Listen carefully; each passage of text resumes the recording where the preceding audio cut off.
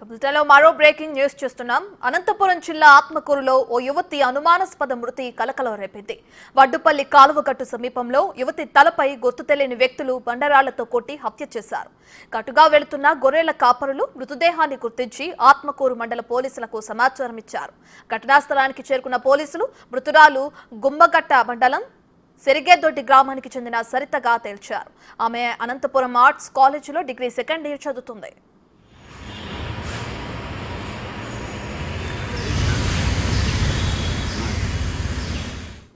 శనివారం ఉదయం అనంతపురానికి వెళ్లడానికి ఆమె తండ్రి బస్సు ఎక్కించాడని పోలీస్ ఎంక్వైరీలో తేలింది.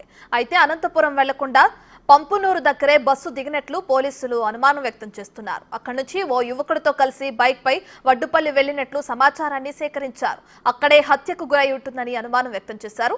ఈ హత్యకు ప్రేమ వ్యవహారమా కారణమా లేక మరేదైనా ఉంటుందా అని పోలీసులు దర్యాప్తు చేస్తున్నారు. మృతురాలి కాల్ డేటాను కూడా పరిశీలిస్తున్నారు. ఇదే విషయానికి సంబంధించి పూర్తి డీటెయిల్స్ మా ప్రతినిధి యోగానంద్ అందిస్తారు. రైట్ యోగానంద్, అనంతపురం జిల్లాలో యువతి హత్యకు గురైన ఘటన మనం చూస్తున్నాం. దానికి సంబంధించి విచారణ ఎక్కడి వరకు వచ్చింది? పోలీసులు ఏమంటున్నారు? అనంతపురం జిల్లాలో ఆత్మకూరు సమీపంలో వడ్డీపల్లి గ్రామం వద్ద ఒక యువతి దారుణ హత్య చేశారు.